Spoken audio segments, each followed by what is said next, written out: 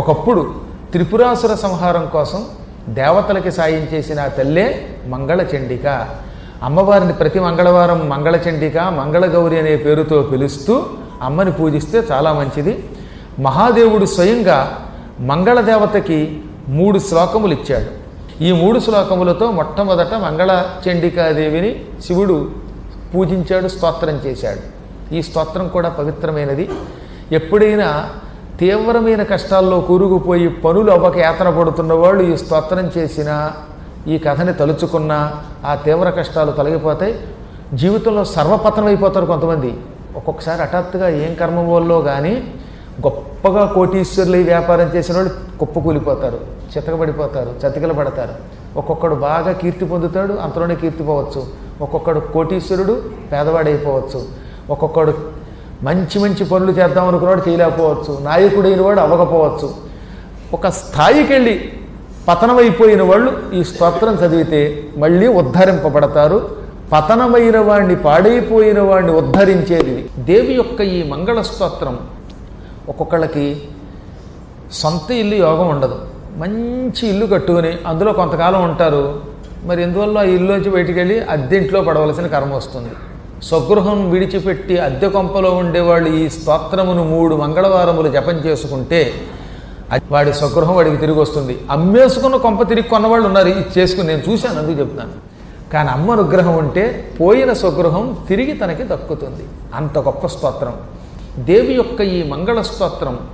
సమాహిత అంటే శ్రద్ధతో, మనస్సు అటూ ఇటూ చెదరకుండా శ్రద్ధతో చదివినా విన్నా అతడికి సకల శుభములు కలుగుతాయి.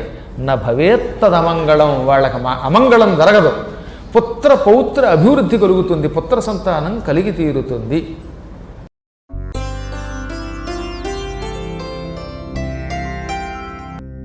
నమస్తే శరణ్యే శివే సానుకల్పే, నమస్తే జగద్వ్యాపికే విశ్వరూపే, నమస్తే జగద్వంద్య పాదారవిందే, నమస్తే జగత్తారిణి త్రాహి దుర్గే, నమస్తే జగత్తారిణి త్రాహి దుర్గే.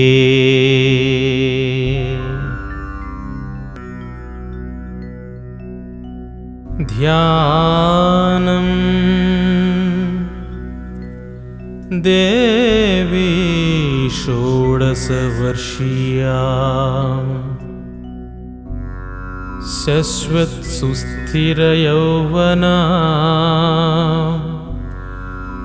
బింబోష్ఠీం సుదతీం శుద్ధాం శరత్పద్మనిభాననా, శ్వేతచంపకవర్ణాభాం సునీలోత్పలలోచనాం, జగద్ధాత్రీం చ దాత్రీం చ సర్వేభ్యః సర్వసంపదాం, సంసారసాగరే ఘోరే జ్యోతిరూపాం సదా భజే, రక్ష రక్ష జగన్మాతః దేవీ మంగళచండికే,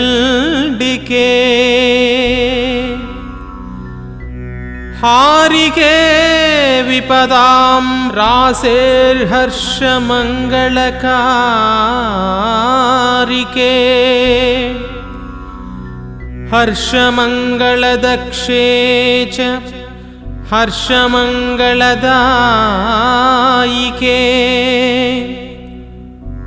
శుభే మంగళదక్షే చ शुभे मङ्गलचण्डिके मङ्गले मङ्गलार्हे च सर्वमङ्गलमङ्गले सतां मङ्गलदे देवी सर्वेषां मङ्गलालये पूज्ये मङ्गलवारे च मङ्गलाभीष्टदेवते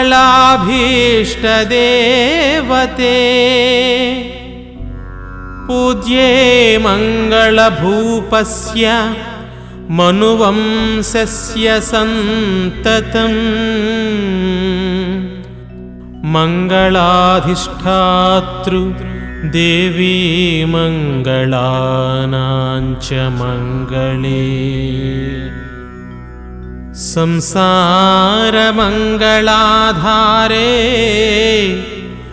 मोक्षमङ्गलदायिनी सारे च मङ्गलाधारे पारे च सर्वकर्मणां प्रतिमङ्गलवारे च पूज्ये सर्वसुखप्रदे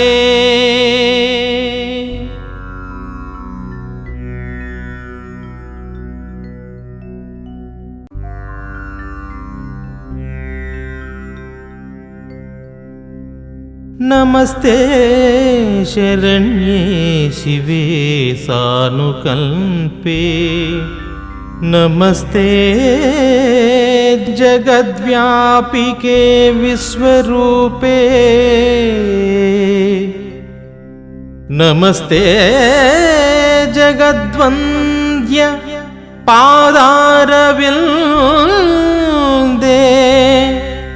नमस्ते जगत्तारिणी त्राहि दुर्गे नमस्ते जगत्तारिणी त्राहि दुर्गे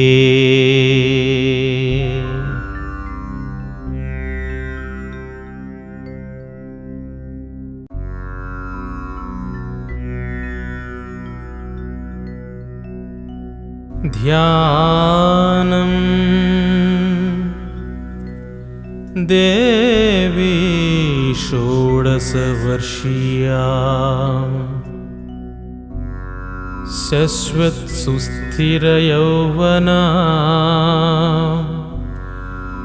बिम्बोष्ठीं सुदतीं शुद्धा शरत्पद्मनिभानना श्वेतचम्पकवर्णाभां सुनीलोत्पललोचना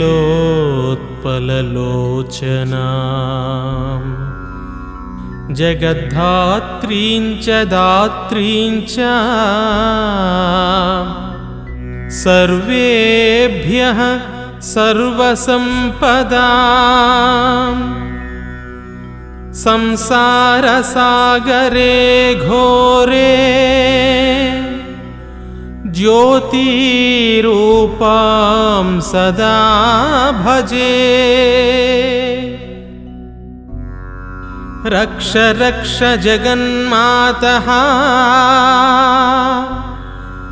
देवी मङ्गलचण्डिके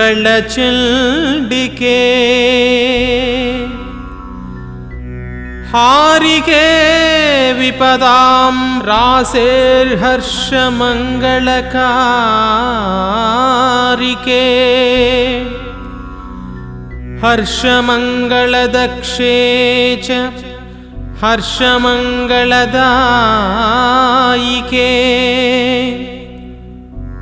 शुभे मङ्गलदक्षे च शुभे मङ्गलचण्डिके मङ्गले मङ्गलार्हे च सर्वमङ्गलमङ्गले सतां मङ्गलदे देवी सर्वेषां मङ्गलालये पूज्ये मङ्गलवारे च मङ्गलाभीष्टदेवते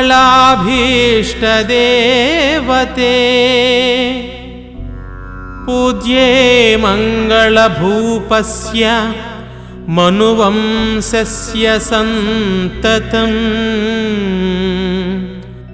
मङ्गलाधिष्ठातृ देवी मङ्गलानां च मङ्गले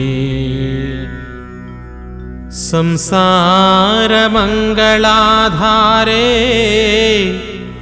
मोक्षमङ्गलदायिनी